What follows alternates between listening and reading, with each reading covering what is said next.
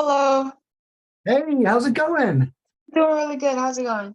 It's going really good. How do I say your name? Nkechinyere. Uh, Nkechinyere, but I go by Nkechi. Like that's the shorter form. Gaji. Mm-hmm. Okay, cool. Very cool. Thank you. Yes. Awesome. All right. Well, good morning. Thank you so much for meeting with me today. I got your results pulled up from your recent campaign with us, and I'll Mm-hmm. cover those with you. Was this land or houses? Land. Land. Okay, very cool. Very cool. It performed very well. So I thought it might be land. Let me see. Are you seeing this screen over here? I think you are. So here is the results from your campaign week over week. In total, what we did here is we did 334 dials. If you turn your phone sideways, it might help a little bit too. But we did 334 dials. 41 people picked up the phone, and 4 people became a lead. And that is honestly super amazing so far. What we're seeing here is I always tell people if you're averaging 1 lead per 100 dials, you're killing it. And right now, you're actually averaging over 1 lead per 100 dials because you've got 4 leads on 334 dials, which is just awesome. So great results so far on the campaign. Next, we have wrong numbers. So only 7 people out of the 41 told us that we had the wrong number, which means that we had an 83% accuracy rate, which is great, which means we're actually talking to the people who own the properties like we want to be. And then our contact rate was 12.28%, also a great number. Tons of people answering the phone is what that means. Many other investors, they often see low numbers anywhere from like 4 to 8, and yours really crushed it and came in at 12%, which is good. And the last thing that we did was texting for you. We did 167 text messages. Only 9 people replied, which is actually a little low. However, out of those 9 replies, we actually got 2 leads, which is crazy. So definitely great results, all around to have 6 leads. And we're not even done yet with your $250 package. We have 166 dials left and 83 text messages left as well. Oh, that's awesome. Absolutely. My only thing is, Yeah. I was going to ask a question. Basically, if I reach out to some of these people, sometimes I'm not getting a response. Like out of the 5 leads, I've reached out to 2 of them or all of them, and 2 of them responded, but like 3 of them I'm still trying to get in contact with. Like I call them and text them. And so if you have any tips on how I could get them, like your team has initially been able to get them on the phone or text them before. Yeah. So But basically, what I tell people is the faster you can respond to the lead, generally the better your chances are. So like I recommend reaching out to them within 20 to 30 minutes of getting the lead. And just as like a first touch, it doesn't have to be a heavy conversation or anything, but just as a first touch, to really get it rolling. And then because once you create that relationship, now if they like you, they'll always answer your phone calls. So that's kind of the goal there. Call them real quickly, get them to like you, introduce yourself, ask them if now is a good time. And then if it is, take that time. If it's not, then schedule a time in the future. That's really the best advice I have around that is try to respond fast. Then what I would do is I would call everyone. And then if they don't answer, text immediately. Hey, okay. You just spoke to my partner about selling your land. I was just following up with you to learn some additional information. You know what I mean? And that way they at least know. So that's kind of the method that I recommend. And then I would also be persistent, and I would, like, it sounds like you're doing it. I would try to call them at least once a day for Yeah. 3 weeks, until they either tell you to stop calling or they pick up the phone. Yeah. I'm also like calling from another number and trying to see if that works. And now I wasn't doing it every day because I'm trying to like space it out, but Sure. I think every day will work now. I Yeah. was doing like every other day or 2 days or something like that. Okay. I was referred over by like the Derby Lorec wholesaling group, and I was wondering if you guys do like if you send like a copy of like your call campaign, like a copy of your call records or like your success rate or something like that. Yeah. What do you mean? What do you mean in a sense? I mm, I just saw somebody in the group basically put out a post and say that uh after a campaign that your team can like send out basically a review. Yeah. Not the exact term that they used, I and that they think said, I think it might be a call log, and it will be like yeah, a spreadsheet of everyone that we reached out to, and then what happened on those calls. Is that what it is? I think that's called a call log. yeah, I think that's what she's. Yeah, I'm pretty sure that's what she said. Okay, great. I'll tell my team to deliver one of those to you. Okay, thank you. Yeah, absolutely, absolutely. That should be to you before the end of the day. All right, I really appreciate that. Yeah, absolutely. Do you have any other questions for me? Is there anything else I can help you with? Um, m- my only thing is, if I want to reach out to certain niche groups, I would say like businesses.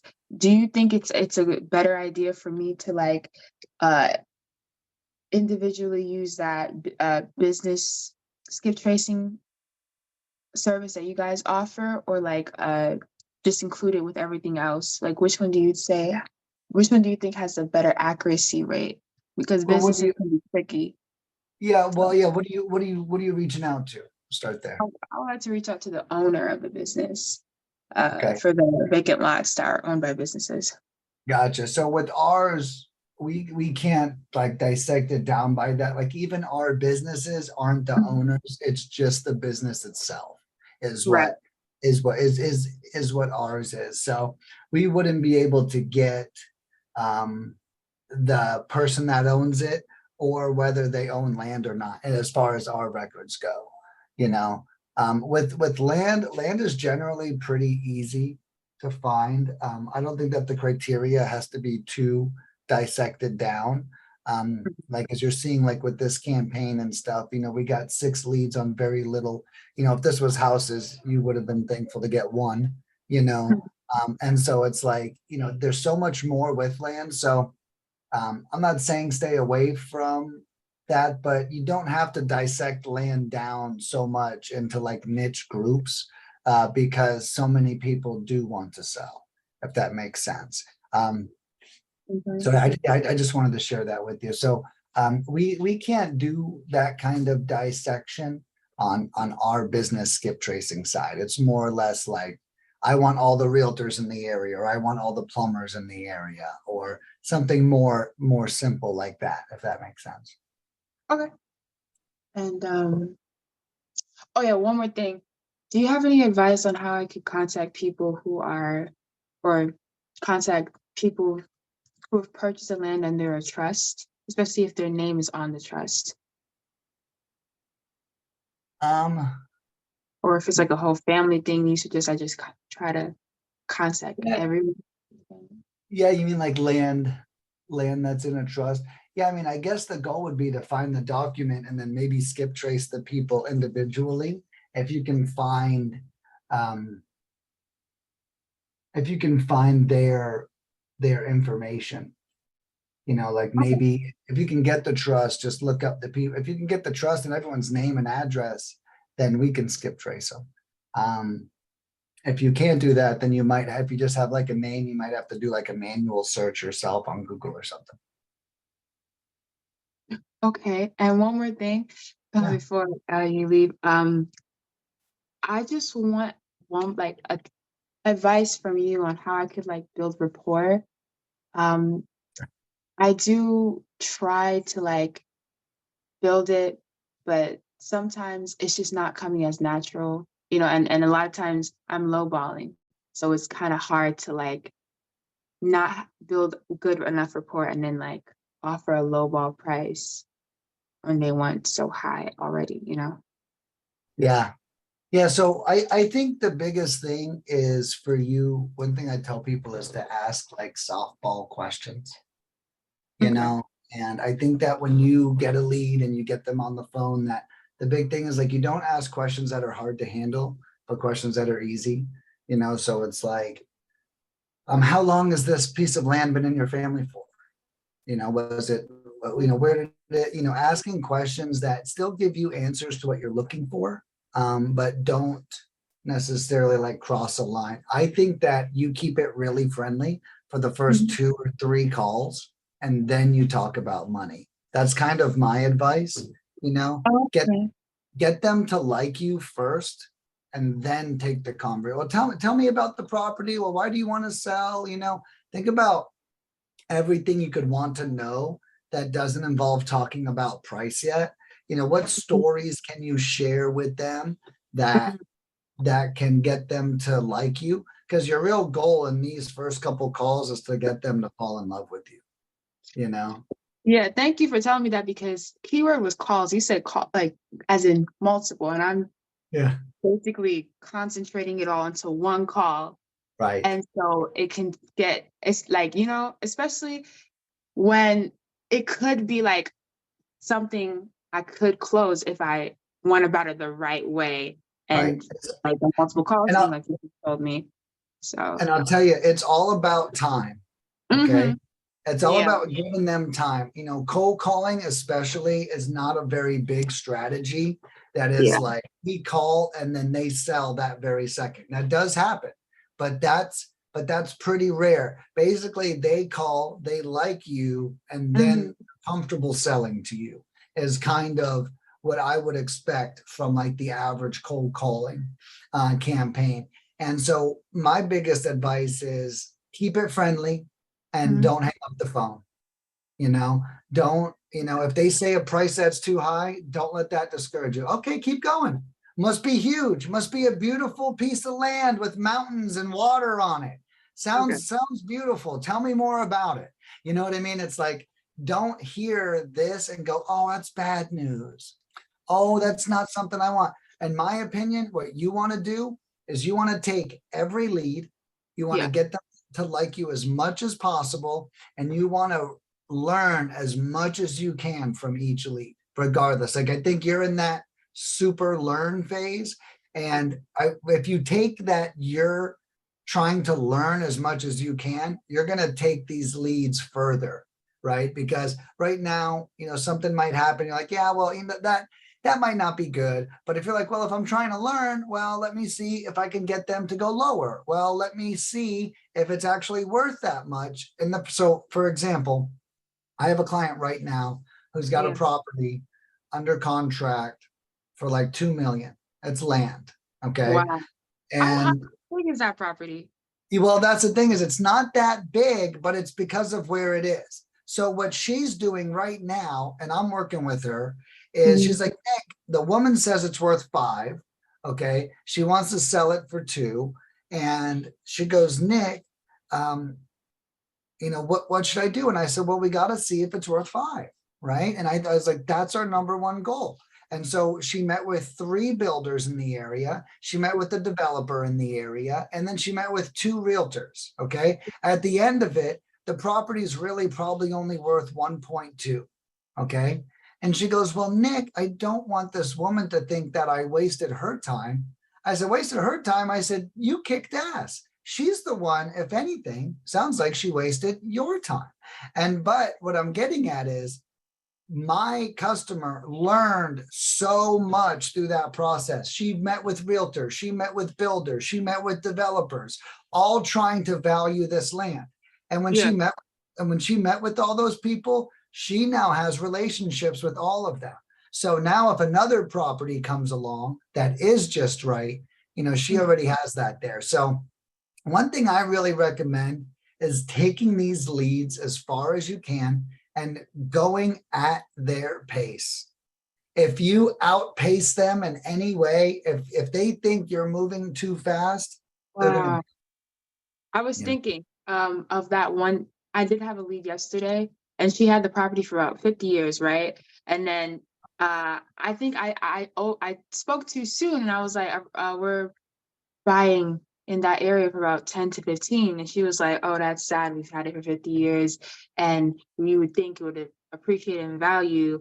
I was thinking at least 30K. And I think I should have, gotten her to speak a little bit more about it, because she was saying she was, spending all that money for so long paying property taxes. But I will say I did do one thing that was, useful in some way. I did ask her, you said were paying property taxes for the past 50 years. How much do you think you paid? And she was like, I don't know, probably thousands. And she only bought it for 6,000. So I'm thinking, I positioned the question kind of weird, but basically I was trying to ask her, would you like to continue paying property taxes on this property for the next, do you see yourself wanting to pay that for the next 10 yeah, to 20 years? And I should have just stressed it a little bit and been like, you know, those property taxes all those years and then a bit more years. She just seemed a bit disappointed about the price of it. And she was like, I'm just gonna let it lay type thing. But I feel like if I paced myself correctly, I could have gotten her to like, you could have re- gotten further, right? yeah. And you know what I would do in someone like that is be Hmm. like, oh well, and well, what, so well, if you bought it for 6,000, you've had Hmm. it for 6 years. Let's say you paid $1,000 a Hmm. year for it.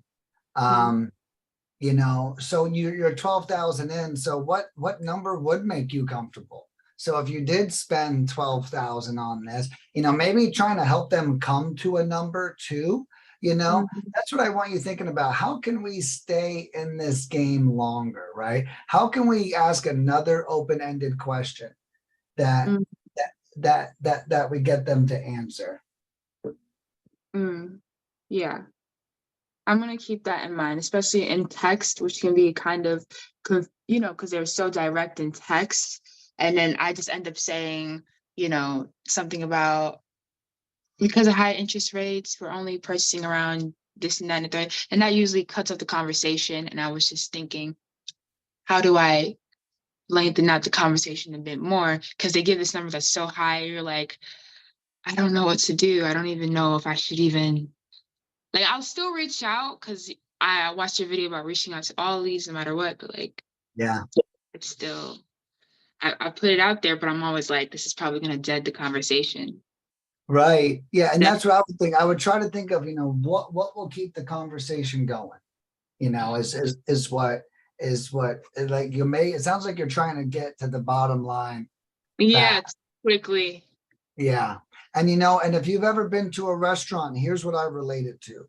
Hmm. When whenever you walk in and the hostess seats you, the hostess is supposed to walk you to the table at your pace. Okay. They're not supposed to like run ahead of you. And then you're like, oh shit, where do I go? They're supposed to be right there with you. And it's the same thing with you. You're going to want to be right there with the seller. You don't want to be a couple steps ahead. That might tell them that, you're not listening. Not that you're They want to listening. feel heard. I get it. Right. Yeah, exactly. And well, that's a great point. And, you know, one thing I've learned because I'm really fast is slow people don't like fast people. And fast people often don't like slow people. Right. So what we need to do if you're a natural fast person like I am, Mhm. then we need to almost like counteract our human nature sometimes and then go, let me get into grandpa mode here real quick and kind of slow down before we start the conversation. And something like that might help, as well. And with one more thing, with the calls, how would you want me to pace it out? Should I be like, instead of I'll call you in 20, 30 minutes, should I be like, what time later on today would be a good time to talk to you? Because I'm always thinking how real estate is literally about beat to speed or beat to seat, basically.